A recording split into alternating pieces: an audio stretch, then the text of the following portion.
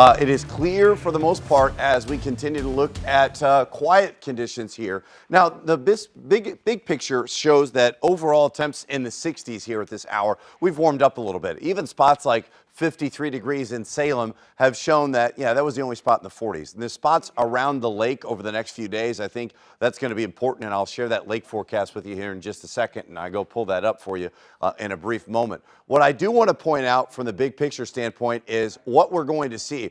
Now, this is one thing that is going to be interesting to point out right now, and I'll circle it, and I think you can kind of see it, but I want to circle it for you here, right about here. You'll notice this right about here. This is a very weak boundary that I think is going to settle in as I let this loop yet again. You're able to see this once I let this loop. This may get closer to us over the next 12 hours, and as it's around this afternoon, it may spark an isolated shower. I do want to point that out on Futurecast because, like I said, you're able to see that a couple of spots may be dealing with a few light showers, but I think it's important to note that in terms of what we may expect this afternoon. Clouds increase a little bit. Temps in the mid-80s. We'll see more of that over the next several hours as temps holding steady in the mid-80s. It is quiet overall. Now, if you're heading out for our first Tackle Hunger game of the week, we're back. Football's back. Last night, of course, Mizzou played this morning, or last night, and we talked about it this morning. But now this morning, we've got our first Tackle Hunger game of the week. It is Holt versus Timberland. 77 degrees at kickoff. It's nice. It is calm by the fourth quarter, low humidity, and I don't even think you need an extra layer by the second half, so that's pretty nice as well.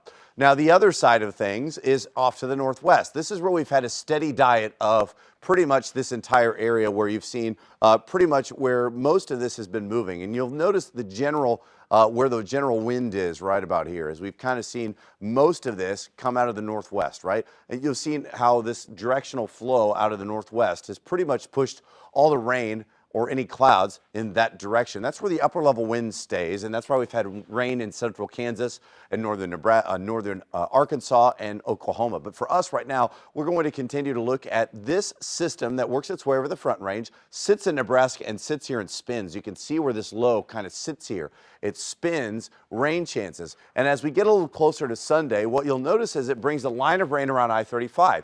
Keep in mind, we're still dry at this point. I think clouds will start to increase a little bit from the west, but this rain kind of sits here and spins and give chances for rain to Kansas City, areas in far northern Missouri, St. Joe, even into Omaha and into eastern Kansas. However, I think for us overall, that means it is quiet here. And I want to look at our Labor Day forecast because it is pleasant outside. We have temps in the mid-80s. This is going to be a great use for the final weekend of the pool with clouds increasing on Sunday. Monday, we have maybe a sprinkle, and I think it's important if you're traveling to the area lakes because I want to pull that up for you as well here while I got a second here, and it's nice as we get the streaming show, I can talk a little bit more about it. But what you'll notice here is when we're talking about the area lakes forecast, I think it's important because there are going to be some spots around some of the area lakes that maybe have more of an issue here than others. And let's look at the area lakes as this populates. You'll notice that there are some spots that start to work their way in. This becomes a little bit of an issue where there are some spots where there's more clouds and maybe a little bit more rain.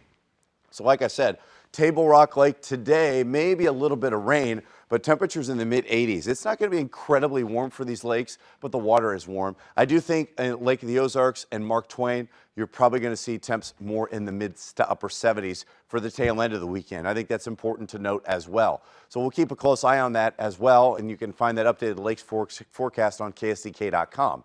Here's what happens the next several hours.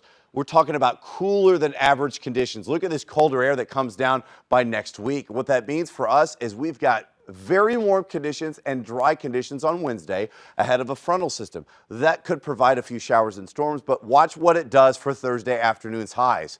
We may struggle to get in the low 70s, even on the other side of the state, low to mid 60s for highs. That is quite chilly. And then you're talking about some spots Friday morning in far northern Missouri that may top out into the upper 30s.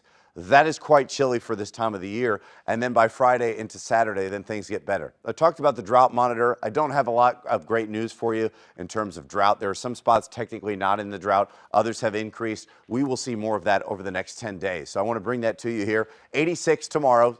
82 and then 81 degrees. Isolated showers perhaps Monday and Tuesday.